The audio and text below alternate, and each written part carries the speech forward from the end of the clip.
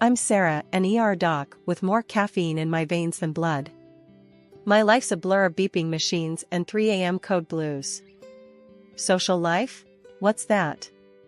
Tonight, though, my friends weren't having any of my excuses. You're coming out with us, Sarah.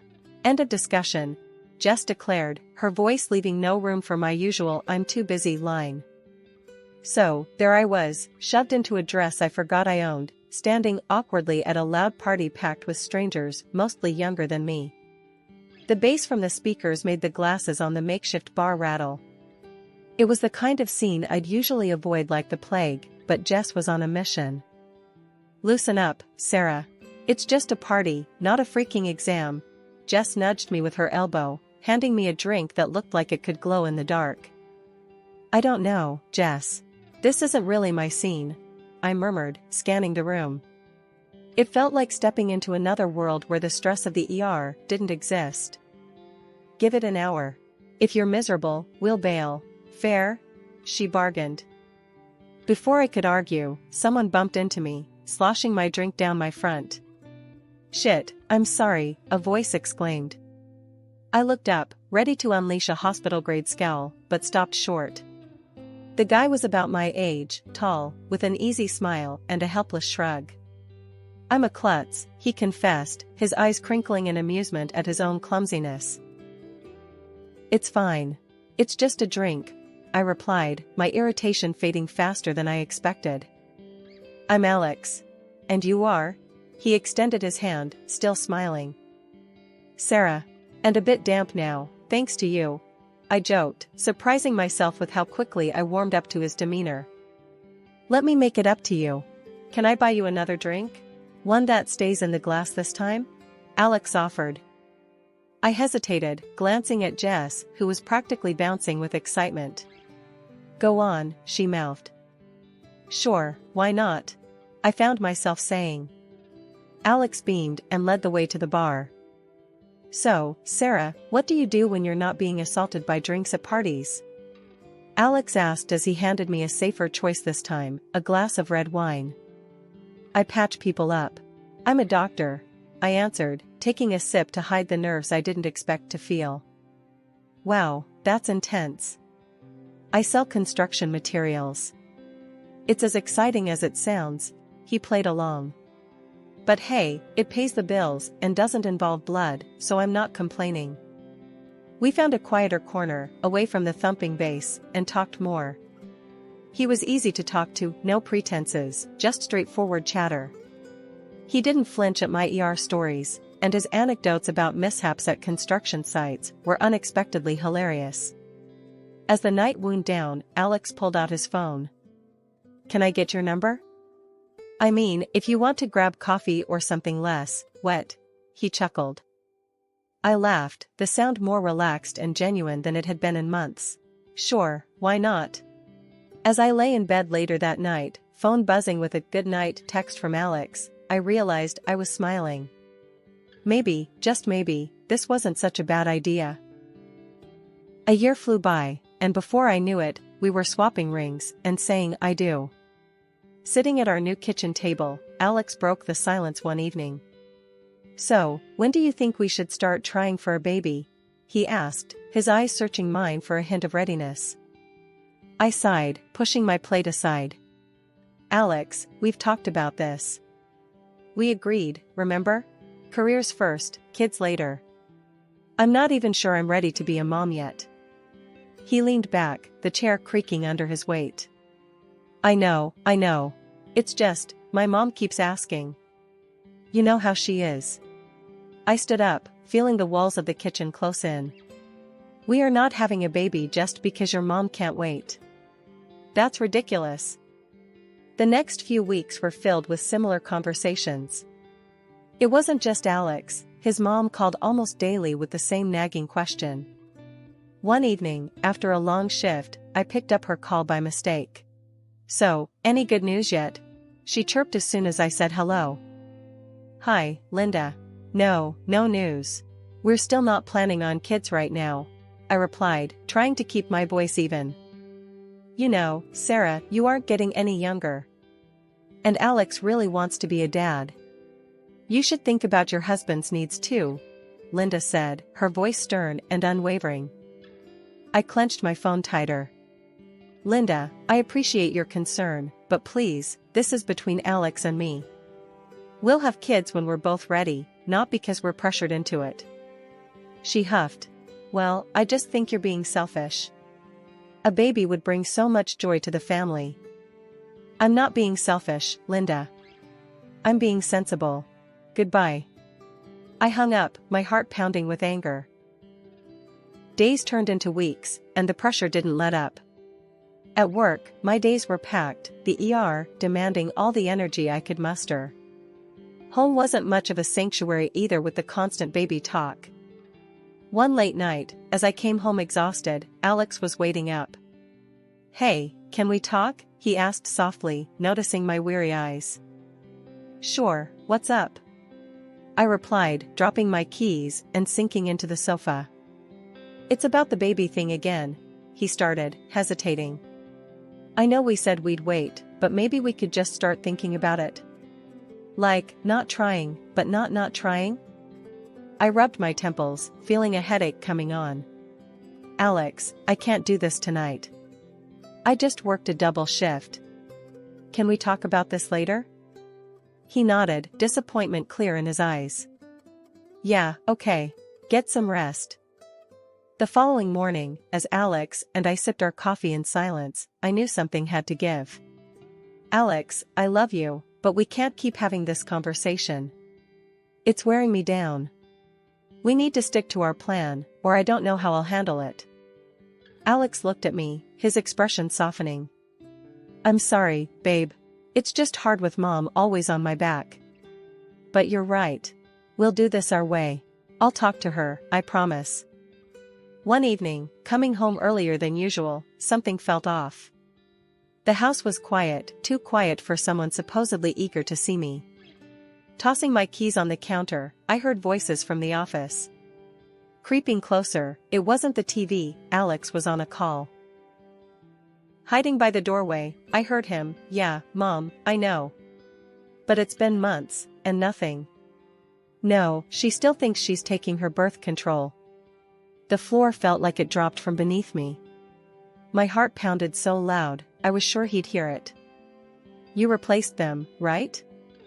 That was his mother's voice, tinny but clear from the speakerphone. Yes, like I told you. Just vitamins now.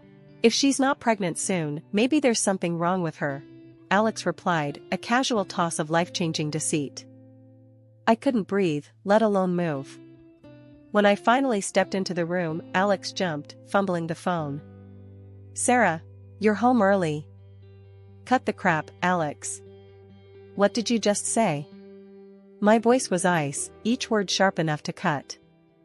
Alex's face went through 50 shades of panic. Look, we want a family, right?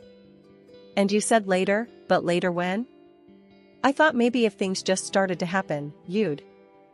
You messed with my meds, Alex? You played with my body like it's some kind of test run? I was screaming now, too loud, too raw. He tried to reach out, probably for comfort, but I slapped his hand away. Don't touch me. You and your mother plotted behind my back, treating me like I'm some broodmare? It's not like that, Sarah. It's just, I want a kid so bad. And Mom, she's always on about it. I thought if you got pregnant, you'd be happy. Happy? I was nearly breathless with rage. You decided to trick me into being happy? We need to calm down. Let's just sit and talk about this. We can fix it, Alex pleaded, his voice a mix of desperation and stupidity. There's nothing to fix, Alex. You broke us. You broke everything. I grabbed my coat, storming past him, his apologies just noise in the chaotic storm inside me. Family means everything to me, so despite the betrayal, I agreed to meet Alex halfway. We needed to clear up any doubts about our health, especially since he'd been messing with my birth control. We decided to get checked out at the clinic where I work, which made me feel a tad more in control of the situation. The day we went in for testing, the clinic was quiet, familiar. I felt my colleagues' curious eyes on us, but they respected my privacy. After the tests, the wait for the results felt like an eternity. Alex tried to make small talk, maybe to ease his guilt, but I just couldn't. When the results came in, I was alone in my office. I opened the envelope with a mix of fear and hope. My results were clear, no issues at all. Then I looked at Alex's. My heart sank reading the words, male infertility due to a physiological issue. It meant that all along, the problem wasn't me, and all his accusations and manipulations were for nothing. I needed a second opinion, just to be absolutely sure. I called up my friend Mara, a reproductologist. "Hey, Mara, can you look over some test results for me? It's important." Mara met me for coffee, and I handed her the documents discreetly. She reviewed them quietly, her expression serious. Finally, she looked up. "Sarah, these results are conclusive. Alex can't father a child. I'm really sorry." The news was a relief and a weight all at once. I thanked her and walked back to the clinic in a daze. How was I supposed to break this to Alex? He wanted kids so badly, he'd deceived me. But telling him he was the reason for our childless marriage felt like kicking him when he was down.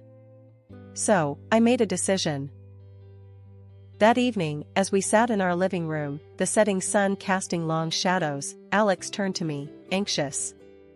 "So, what did the test say?" I looked at him, my heart heavy with the secret I was about to keep. "We're both fine, Alex.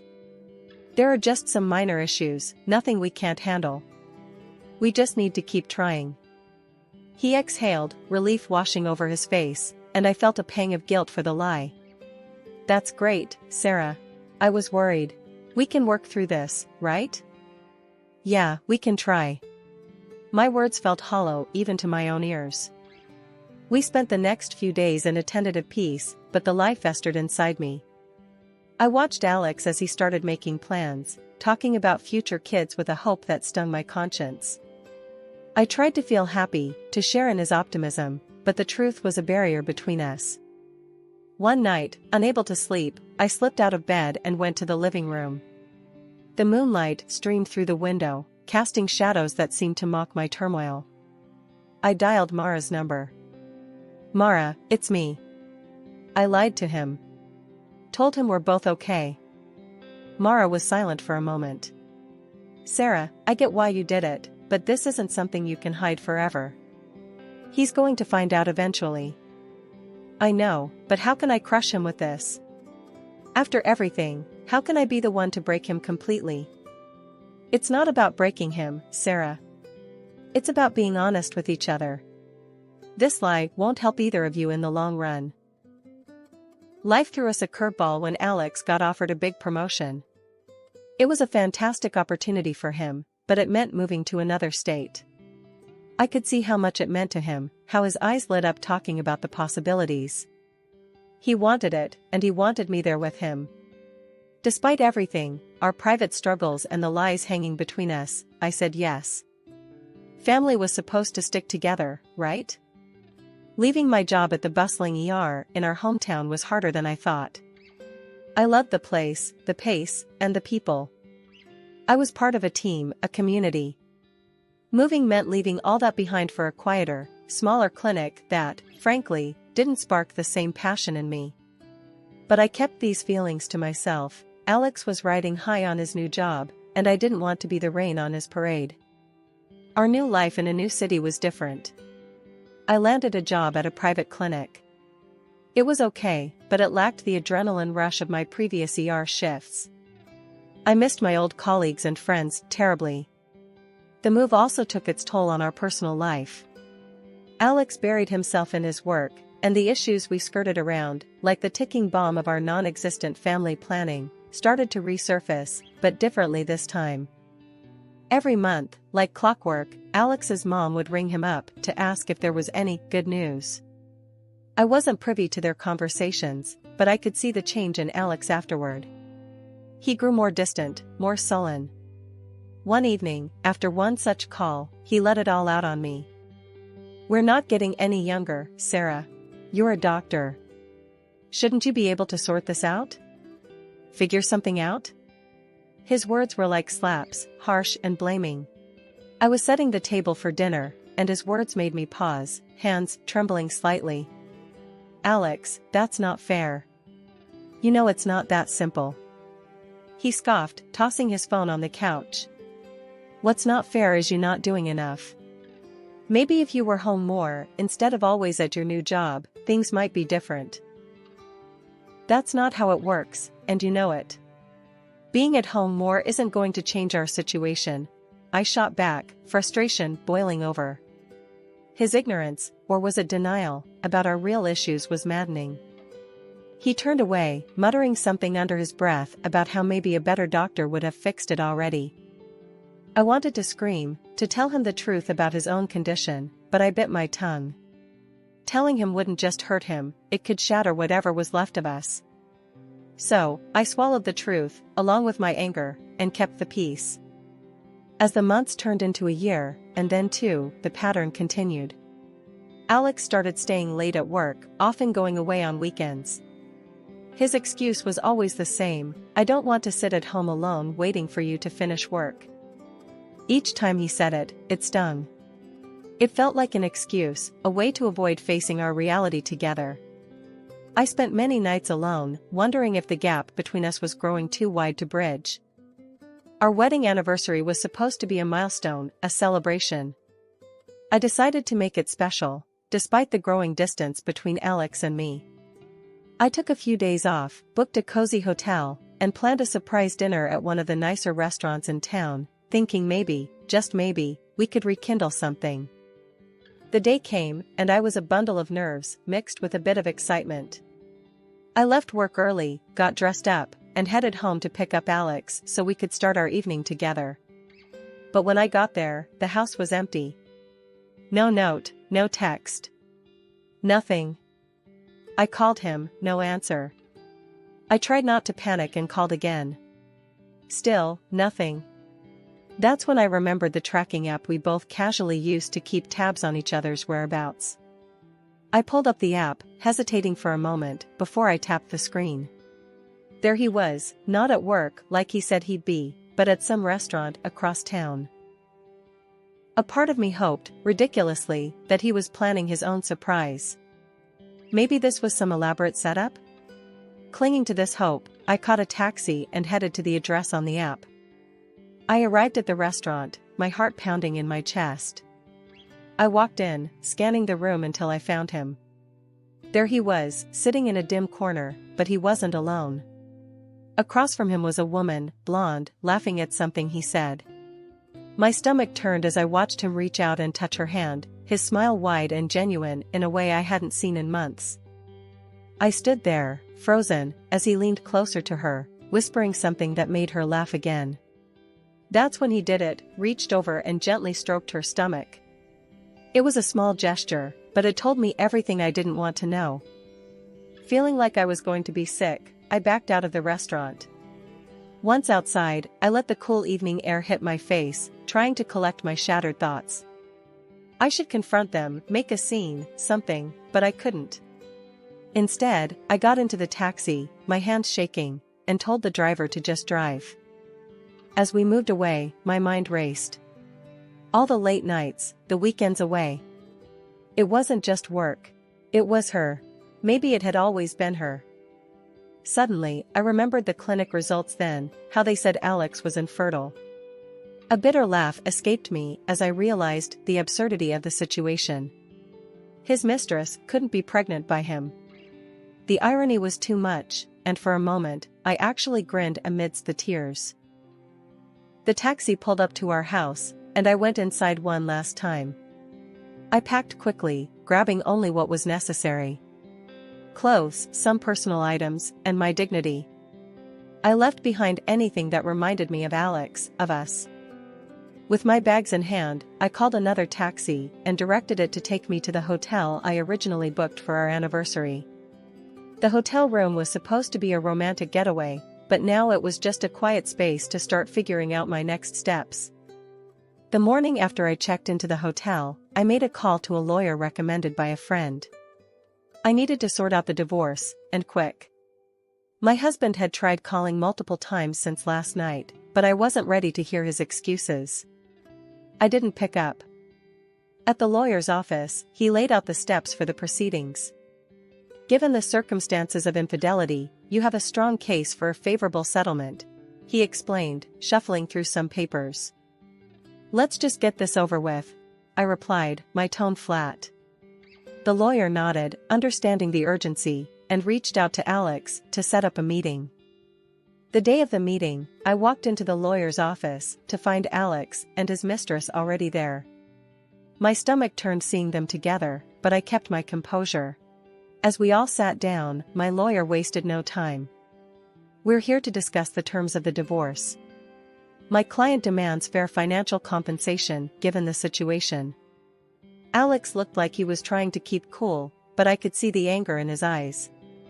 This is just revenge, isn't it? You're doing this because you feel inferior, because you couldn't give us a child, he shot back, his voice rising.